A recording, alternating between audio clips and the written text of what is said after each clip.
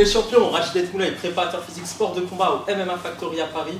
Aujourd'hui, j'ai l'honneur d'être accompagné de Steven Barclay, ancien membre de l'équipe de France de taekwondo, 3 fois champion de France, médaille de bronze au championnat du monde senior en 2013, c'est ça. Et donc la seule médaille chez les masculins au championnat du monde en 10 ans.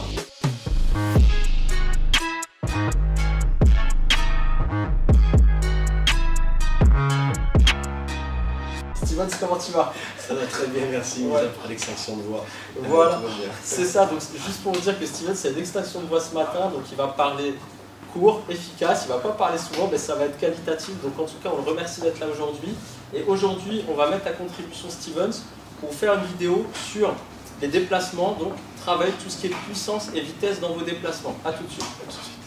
Les déplacements sont une composante essentielle au niveau des arts martiaux et sports de combat. En effet, ils vont vous permettre justement d'arriver à bonne distance pour frapper votre adversaire, pour saisir un adversaire en lutte, être à bonne distance aussi au niveau du striking de peau, au niveau du striking de jambes. C'est essentiel de les travailler d'un point de vue technique et tactique, c'est-à-dire de répéter différents types de déplacements qui vont vous servir dans le cadre de votre art martial, de votre sport de combat, mais également de développer le côté préparation physique associé à ces déplacements pour être plus rapide dans le cadre de vos déplacements, puiser plus de force dans le sol pour être vraiment efficace et pour pouvoir justement avoir des déplacements qui vont vous permettre justement d'être proche et de toucher votre adversaire après avec vos différentes techniques en fonction de votre art martial et de votre sport de combat. Pour des déplacements efficaces, dans le cadre de votre art martial, de votre sport de combat, il va falloir travailler sur 3 qualités. La coordination, la vitesse, la puissance. C'est ce qu'on va voir tout de suite à travers les 3 exercices que je vais vous proposer. Premier exercice, exercice de coordination. Ce qui est indispensable à partir du moment où on se déplace et qu'on coordonne ça avec des techniques, que ce soit des techniques d'anglaise, des techniques de coup de pied en boxe taille, etc., c'est le fait de contrebalancer la hanche et de puiser la force dans le sol. C'est le préalable indispensable à un bon déplacement et à une bonne frappe. Pour ce faire, on va travailler sur un exercice simple de coordination, sans matériel. On va se mettre, donc moi je vais mettre de profil pour montrer dans un premier temps et Steven va vous montrer dans un second temps. Donc je vais me mettre sur un écartement de jambes qui correspond à ma garde, qui me va à moi, où je suis à l'aise.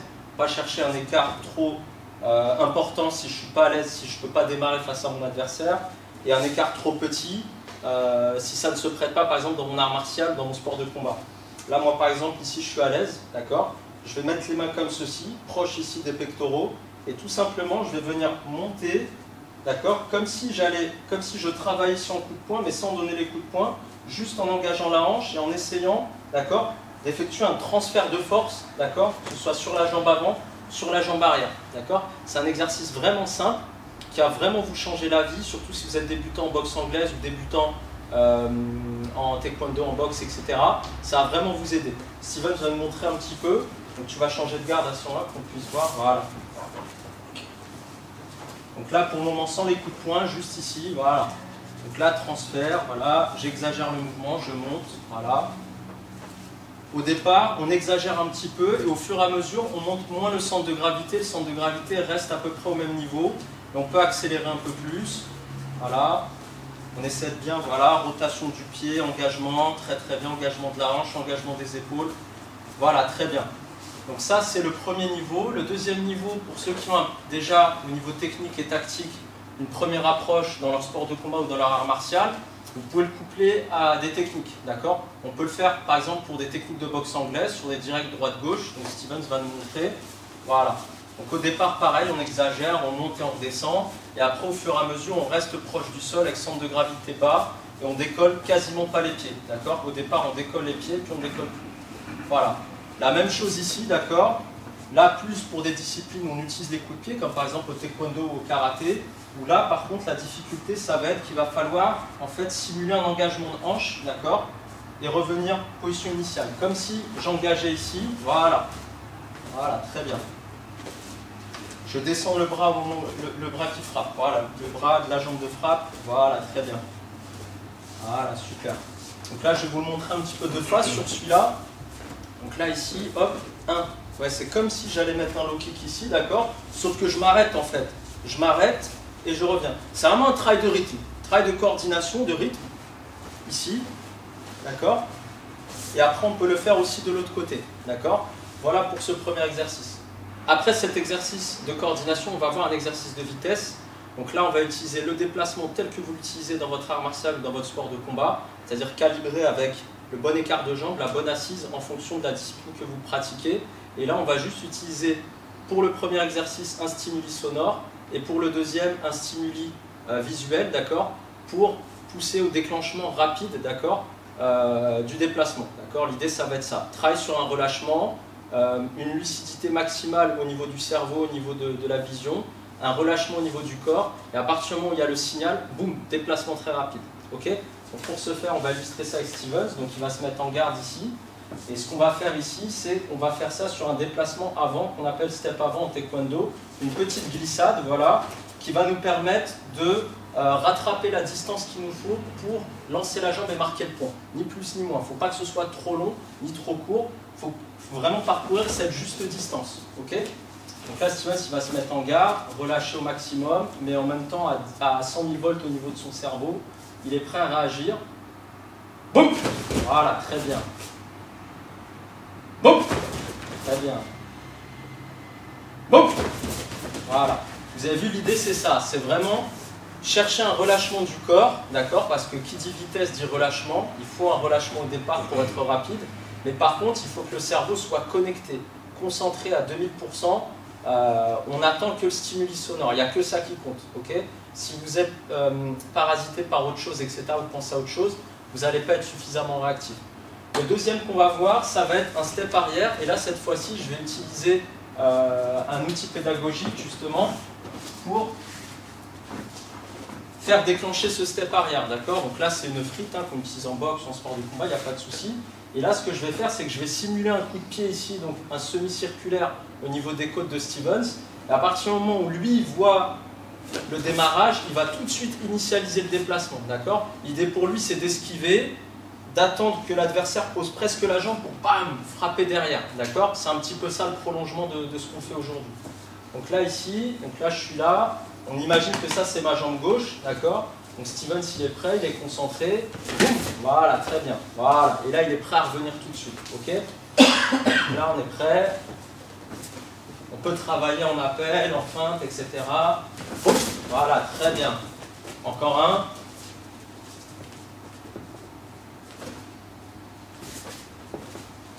Boum, voilà. Vous avez vu, c'est super ludique. Hein, d'accord. Vous pouvez travailler avec ça. Des séquences courtes. On ne peut pas rester concentré très longtemps.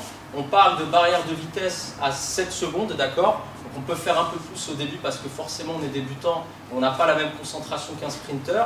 Au départ, on peut faire des séquences de 10-15 secondes, récupérer, recommencer, travailler l'autre côté, etc. Et au fur et à mesure, vous allez voir que vous allez développer justement cette qualité de déplacement, cette vitesse qui va faire que vous serez capable d'esquiver le coup au bon moment ou au contraire de vous approcher de votre adversaire pour pouvoir marquer un point, le striker, voire même le mettre KO.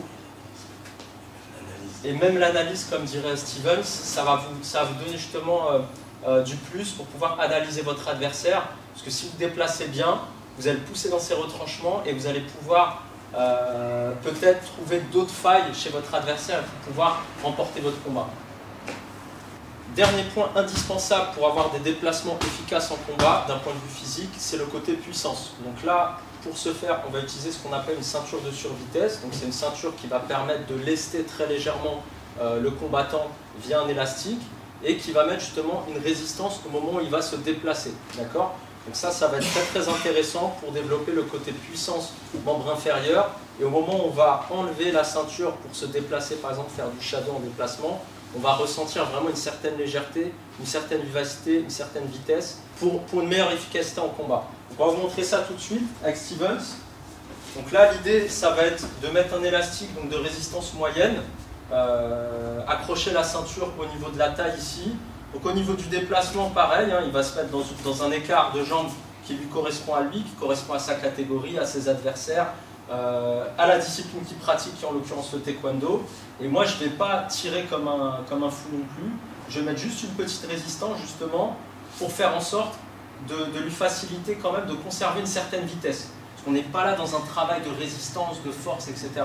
On est vraiment là dans un travail de puissance. Quand on parle de puissance, il y a aussi la connotation de vitesse. Ok ? Donc Stevens, quand tu veux, tu m'en fais 3. 1, 2, 3. Très bien. Ok ? On va se remettre ici, on va remontrer encore une fois. Allez, très rapide, très vite. Voilà, super. Donc l'idée entre chaque déplacement, c'est que vous ayez 1, 2, 3, 4 rebonds. Ce que j'appelle rebond, c'est les moments où vous êtes là. D'accord? Là, par exemple, c'est 1, 2, 3, 4. D'accord? Et l'idée, c'est vraiment de calibrer. Ça veut dire que vous faites un déplacement, 4 rebonds. Un déplacement, 4 rebonds. Un déplacement, 4 rebonds. D'accord? Idéalement, c'est de le faire sur une grande surface, une surface de combat, par exemple une surface de combat, un ring, etc.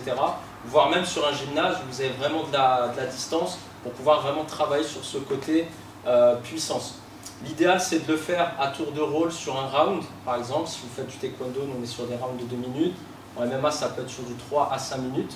D'accord? Et avec ça, vous développerez vraiment des déplacements très puissants. Et derrière, vous approcherez très très vite de votre adversaire. Si vous avez un bon striking à côté, ça va faire l'affaire. J'espère que cette vidéo vous a plu les champions. N'hésitez pas à liker, à partager, à vous abonner à la chaîne et souscrivez au programme de 3 exercices pour des abdos de combattants UFC en cliquant sur le lien ci-dessous. Steven, ça t'a plu? Magnifique. Ok, super. Essentiel. Super. Donc du coup, malgré son extension de voix, il a été plus qu'efficace. D'accord, franchement nickel. Et merci à vous en tout cas de nous avoir suivis dans le cadre de cette vidéo.